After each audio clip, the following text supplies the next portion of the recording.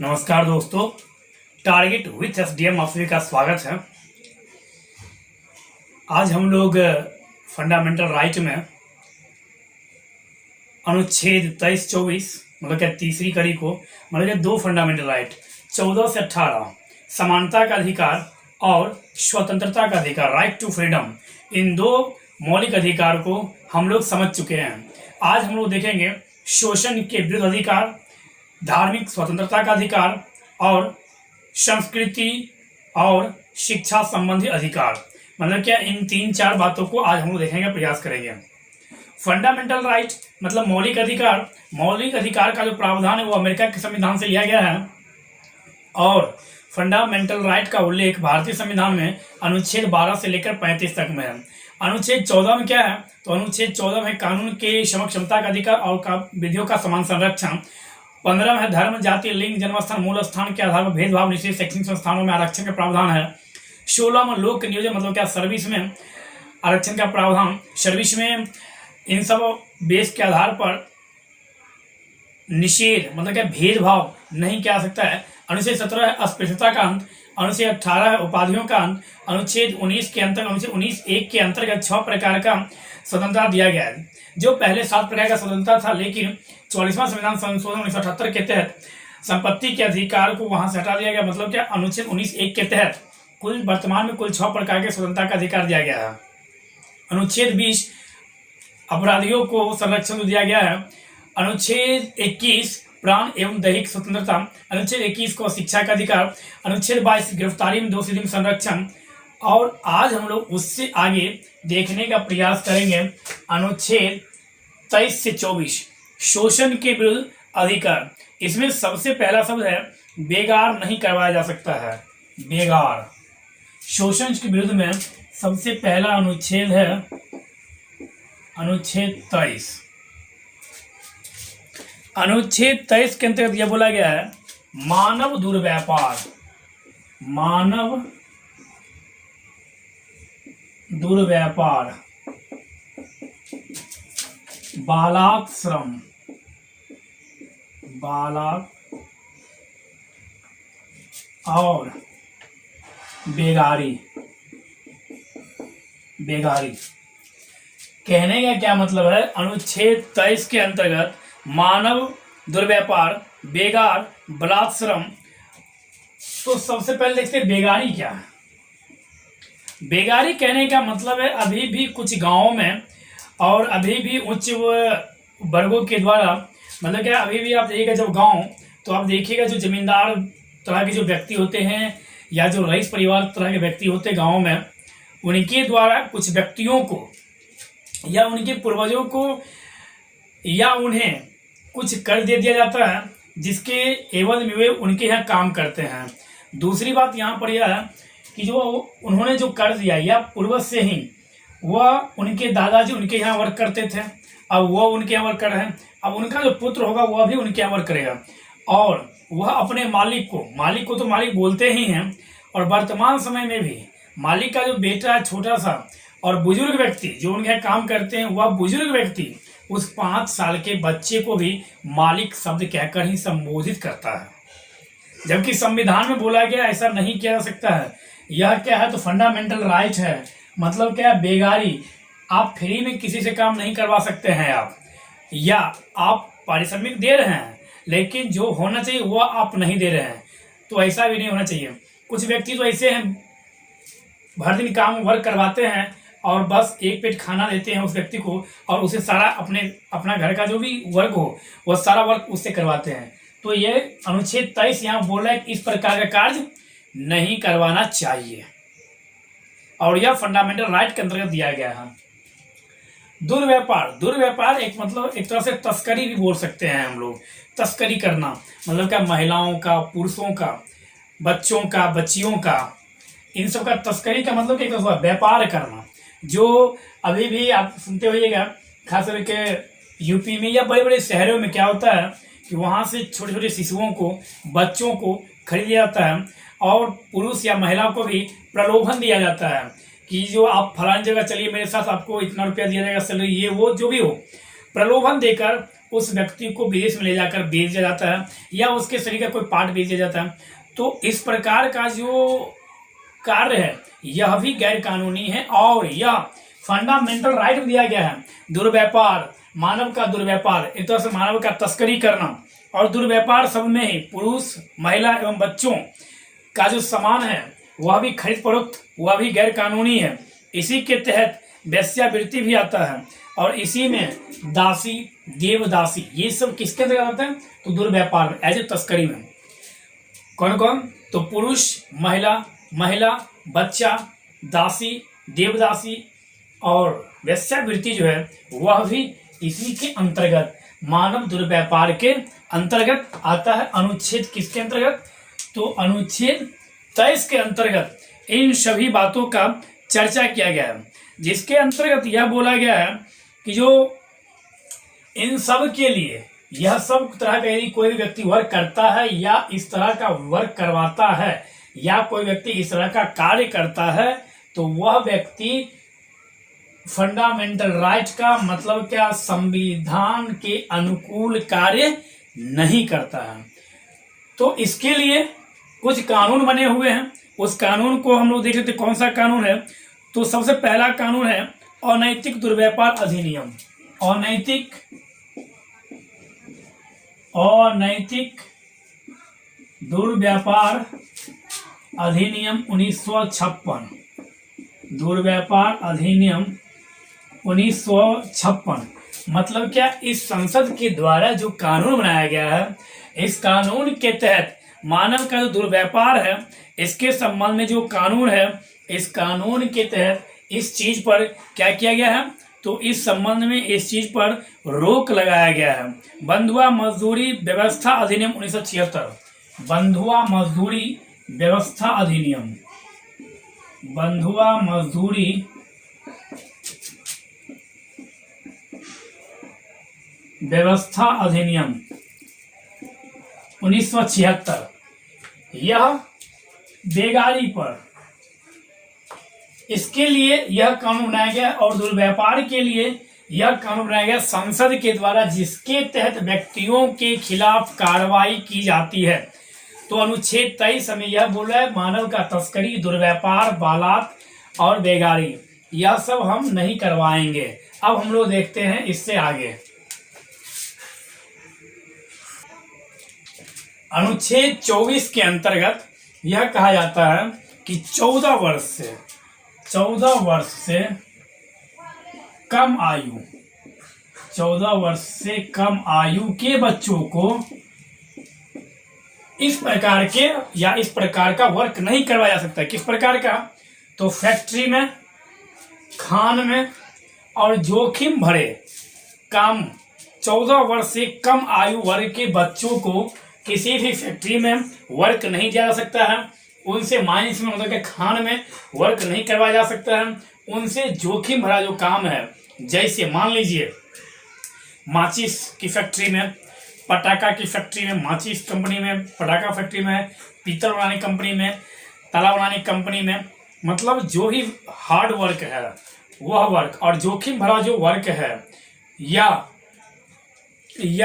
जिस वर्क से शारीरिक जो वृद्धि है वह उससे प्रभावित पड़ रहा है, या प्लास्टिक के किसी फैक्ट्री में, इससे क्या हो कि न्यू जनरेशन जो 14 वर्ष से जो कम आयु जो बच्चे होते हैं वही तो देश के भविष्य होते हैं।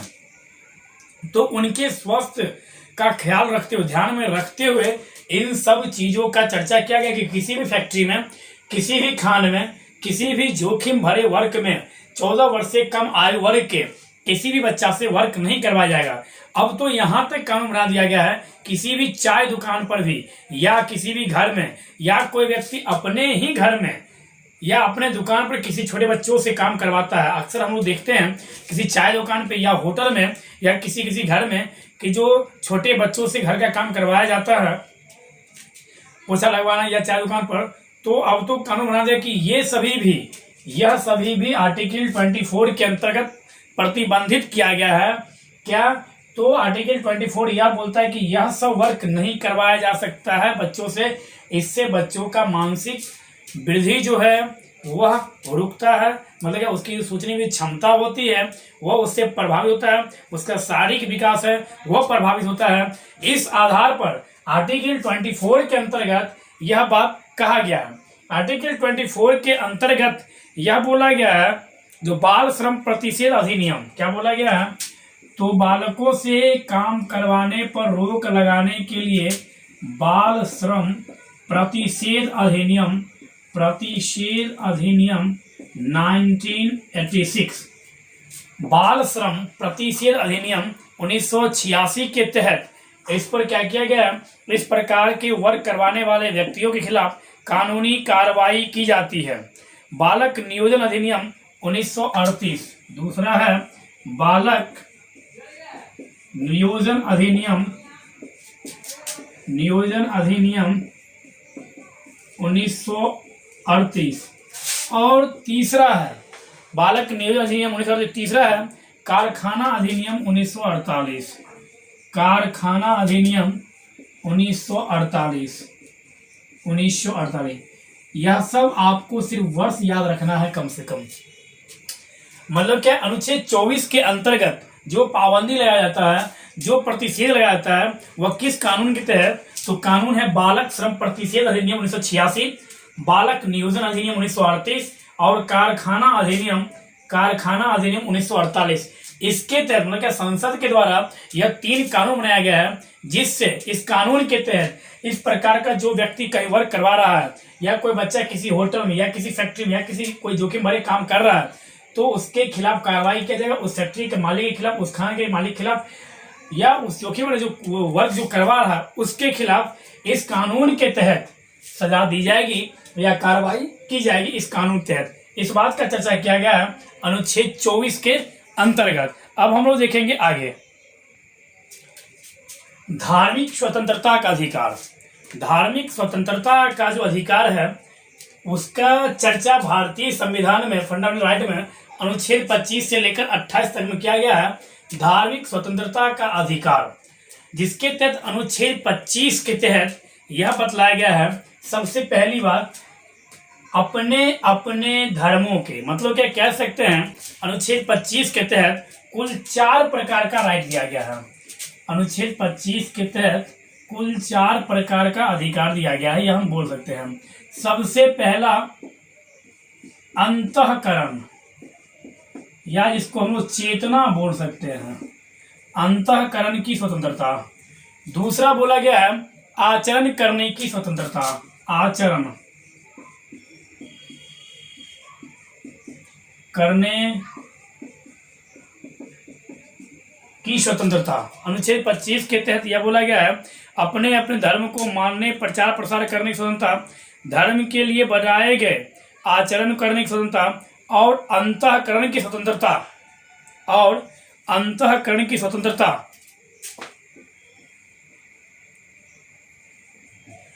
मानने की स्वतंत्रता, मानने की स्वतंत्रता और प्रचार करने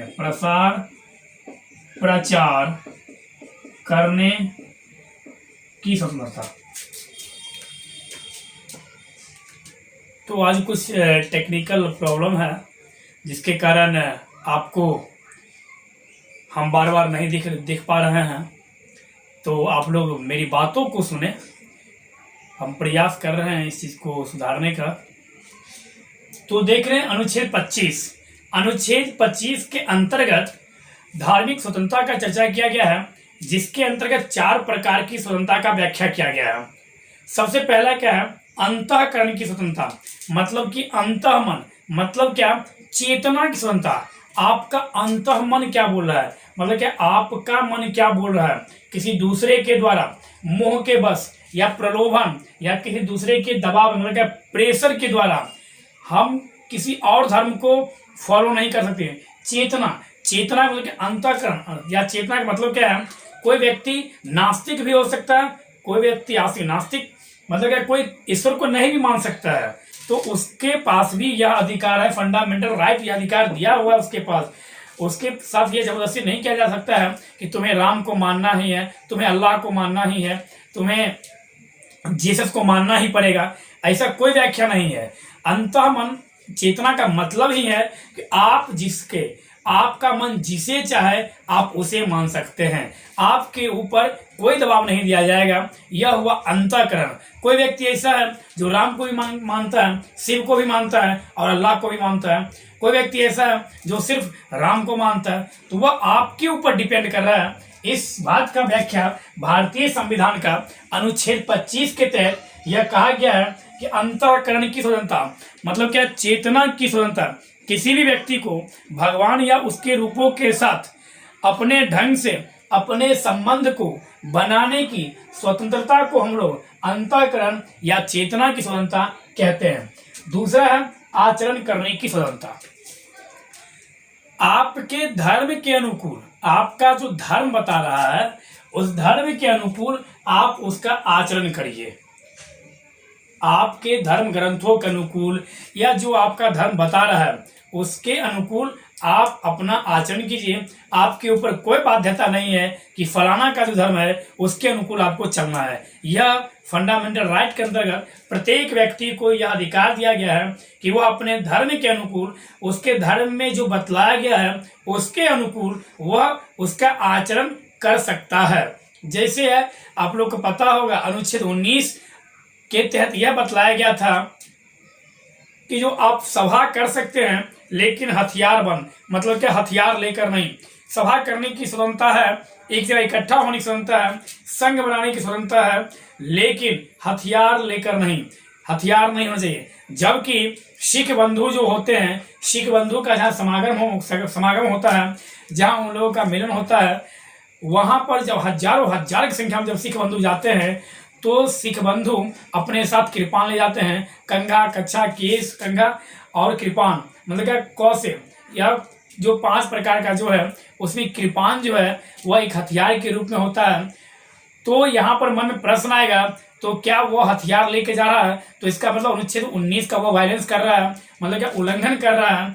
तो स्पष्ट समझ लीजिए इस बात को, सिख बंधु अनुच्छेद 19 का उल्लंघन नहीं करता है। सिख बंधु अनुच्छेद 25 को फॉलो करता है, क्योंकि अनुच्छेद 25 के तहत यह बोल रहा है आचरण करने की स्वतंत्रता। मतलब क्या, सिख बंधु को उनके धर्म के अनुकूल कृपान रखना यह बतलाया गया है। और अनुच्छेद 25 यही बोलता है कि आपका जो धर्म है उस धर्म के धर्म ग्रंथ के अनुसार जो आपको बतलाया गया है उसके अनुसार आप अपना आचरण कीजिए। तो सिख बंधु जो कृपान रखते हैं वह अनुच्छेद 19 का उल्लंघन नहीं करते हैं, वह अनुच्छेद 25 के तहत वह कृपान रख सकते हैं।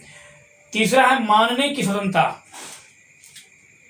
आपके पास यह अधिकार है, आपका यह अपना मौलिक अधिकार है, आपका यह अपना मन है जो आप किस धर्म को फॉलो करना चाहते हैं। आपके ऊपर कोई प्रेशर नहीं है, लेकिन प्रलोभन देकर या दबाव में आकर यदि आप किसी दूसरे धर्म को मानते हैं या आप अपनाते हैं तो यहाँ पर राज्य के द्वारा प्रतिबंधित किया जा सकता है। लेकिन प्रलोभन नहीं है, कोई दबाव नहीं है, और आपको अपना मन है कि हमें किसे मानना है, तो इसकी स्वतंत्रता आपको भारतीय संविधान के अनुसार दी गई है।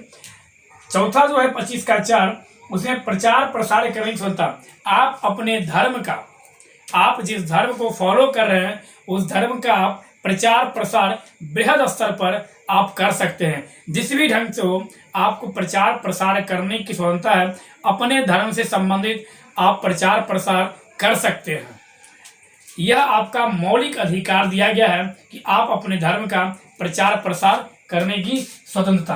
तो हम लोग देखिए अनुच्छेद 25 के तहत कुल 4 प्रकार की स्वतंत्रता का चर्चा किया गया है, जिसमें है क्या, प्रचार प्रसार। अपने धार्मिक आस्थाओं को या अन्य रूप से आप प्रचार प्रसार करना चाहते हैं या अपने सिद्धांतों को प्रकट करना चाहते हैं तो आप इसको प्रकट कर सकते हैं। लेकिन यह जो प्रचार प्रसार करने का जो अधिकार है यह आप जबरदस्ती नहीं कर सकते हैं। और इसमें आपको याद रखना है, जैसे यह स्वतंत्रता देती है अनुच्छेद 25-28, उसी प्रकार से कुछ यह प्रतिबंधित भी करती है। मतलब क्या, पब्लिक ऑर्डर, एक तरह से लोक व्यवस्था, मॉरलिटी, मतलब क्या, सदाचार, और हेल्थ एज ए स्वास्थ्य, इन सबको ध्यान में रखकर आपको यह सब कार्य करना। मतलब क्या, धार्मिक स्वतंत्रता का चर्चा अनुच्छेद 25 से 28 तक में दिया गया है। इसके तहत 3 प्रकार से राज्य प्रतिबंधित भी कर सकता है, यह भी आपको याद रखना है। किस प्रकार से? तो पब्लिक ऑर्डर, लोक व्यवस्था का यदि आप नुकसान कर रहे हैं तो इसके तहत आपको किया जा सकता है।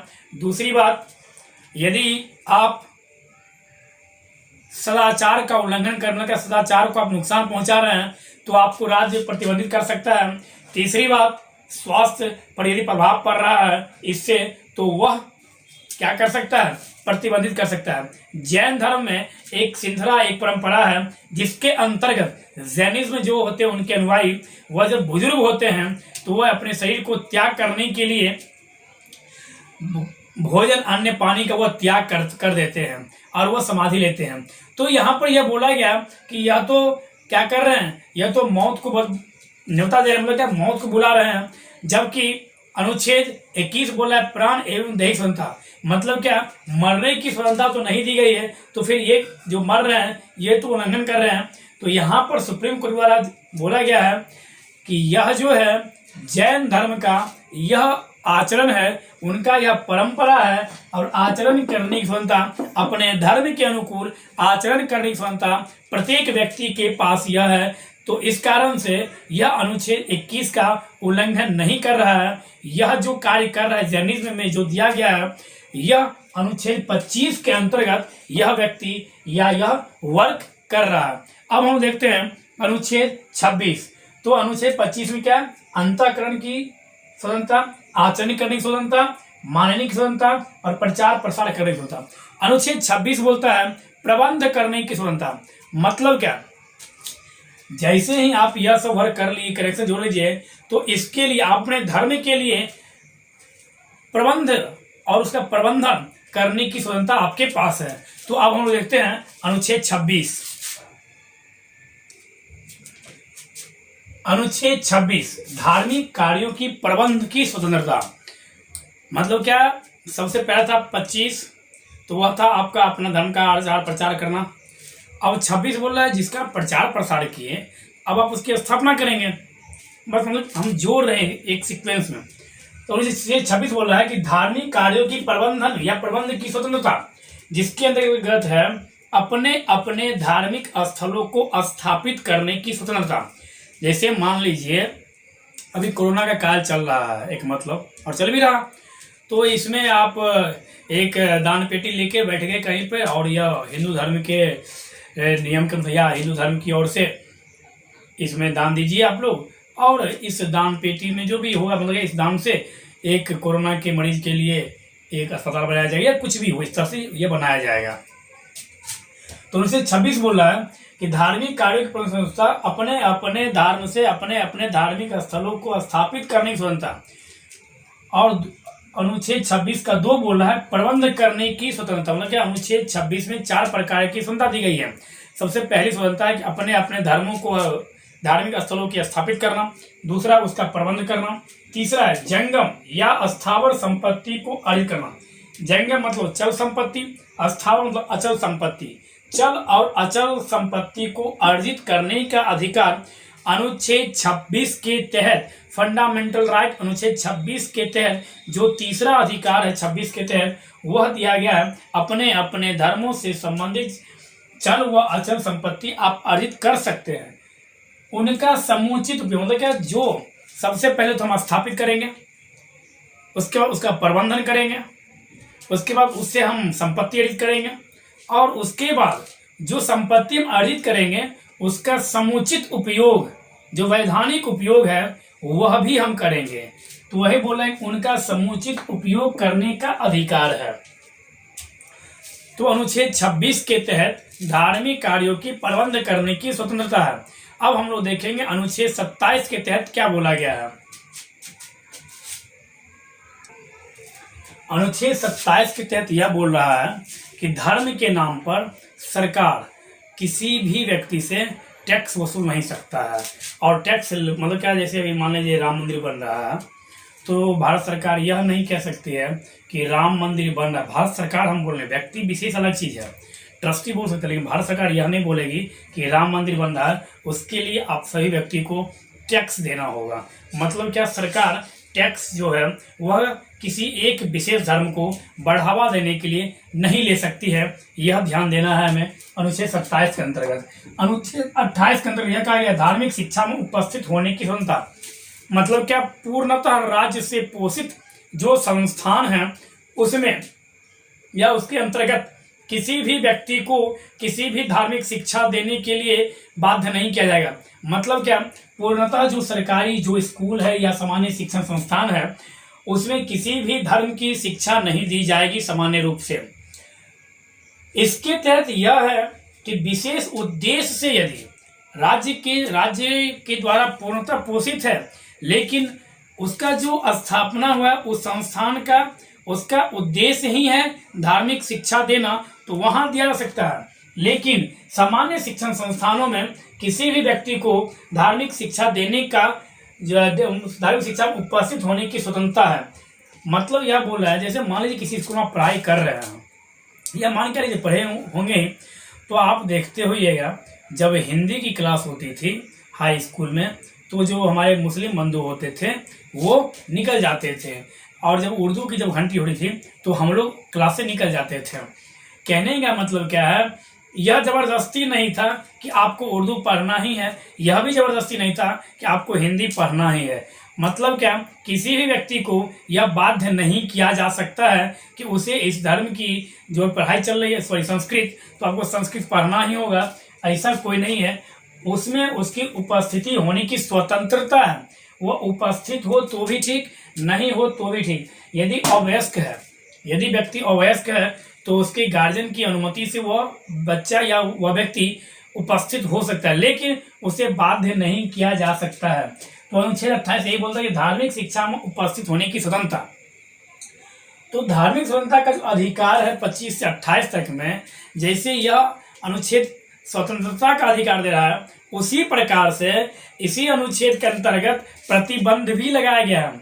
3 प्रकार से प्रतिबंध लगाया गया। उसे 25 में भी वही 3 प्रकार है, 26 में भी 3 प्रकार है, 27 में भी और 28 में भी। कौन? तो पब्लिक ऑर्डर, मतलब क्या, लोक प्रशासन या लोक व्यवस्था का नुकसान नहीं होना चाहिए। इन सभी इस धार्मिक स्वतंत्रता के अंदर जितनी भी स्वतंत्रता दी गई है, उन सभी स्वतंत्रता में से किसी भी स्वतंत्रता के द्वारा लोक व्यवस्था का नुकसान नहीं होना चाहिए, सदाचार मोरलिटी का नुकसान नहीं होना चाहिए, और स्वास्थ्य का नुकसान नहीं होना चाहिए। स्वास्थ्य का नुकसान नहीं, मतलब क्या, हेल्थ का नुकसान नहीं होना चाहिए। यदि इसमें से किसी भी रूल का यदि उल्लंघन हो रहा है या नुकसान हो रहा है, तो राज्य आपके इस स्वतंत्रता पर प्रतिबंध लगा सकता है। यह बात हमें याद रखना है। कौन सा 3 कंडीशन दिया प्रतिबंधित करने का, बाध्य करने का? मतलब क्या, यह जो स्वतंत्रता दिया गया है यह सब स्वतंत्रता निर्बाध्य नहीं है। निर्बाध्य का मतलब क्या, इसके ऊपर भी प्रतिबंध लगाया जा सकता है, इसके ऊपर भी सीमा बंधित है। 3 अवस्था जिसका उल्लेख भारतीय संविधान में स्पष्ट रूप से किया गया है, पब्लिक ऑर्डर, मोरलिटी मतलब सदाचार, और हेल्थ। तो आज हम लोग भारतीय संविधान में फंडामेंटल राइट में 25 से लेकर 23, 24, 25, 26, 27, 28 इन 2 प्रमुख फंडामेंटल राइट को हम लोग देखें। आगे हम लोग देखेंगे 29, 30 और सबसे प्रमुख उपचार जिसको संविधान का आत्मा बोला गया है, उसे हम लोग देखेंगे। अनुच्छेद 32 के तहत क्या किया गया है, तो अनुच्छेद 32 के तहत सुप्रीम कोर्ट में सीधा शिकायत करने का अधिकार दे दिया है 32 के तहत। मतलब क्या, यदि इसका उल्लंघन हो तब। 29 भी हम बताए थे, आगे वाले क्लास में हम पूरा करेंगे उसको। अनुच्छेद 29 और 30 में क्या है, तो वहां है संस्कृति और शिक्षा संबंधी अधिकार 29-30 में, जिसमें 29 में है लिपि, संस्कृति और भाषा के आधार पर, और अनुच्छेद 30 में है अल्पसंख्यक अपने लिए शिक्षण संस्थान की स्थापना, मतलब क्या, शिक्षण संस्थान की स्थापना वह कर सकती है, यह अनुच्छेद 30 में है। अनुच्छेद 31 को निरस्त कर दिया गया है। 44वां संविधान संशोधन 1978 के तहत 31 जो अनुच्छेद था उसे निरसित कर दिया गया है, और जो संपत्ति का जो अधिकार था उसे भारतीय संविधान के अनुच्छेद 301 में, मतलब क्या, विधिक अधिकार में जोड़ दिया गया है। अनुच्छेद 31A, अनुच्छेद 31B, अनुच्छेद 31C फर्स्ट अमेंडमेंट 1951 के तहत 9वीं अनुसूची में यह जोड़ा गया, यह भी याद रखेंगे। तो इस प्रकार से हम लोग जो आगे वाला जो क्लास होगा उसमें हम लोग 2 प्रमुख आर्टिकल को देखेंगे। सबसे प्रमुख 29, 30 और 32 के संबंध में हम लोग समझने का प्रयास करेंगे।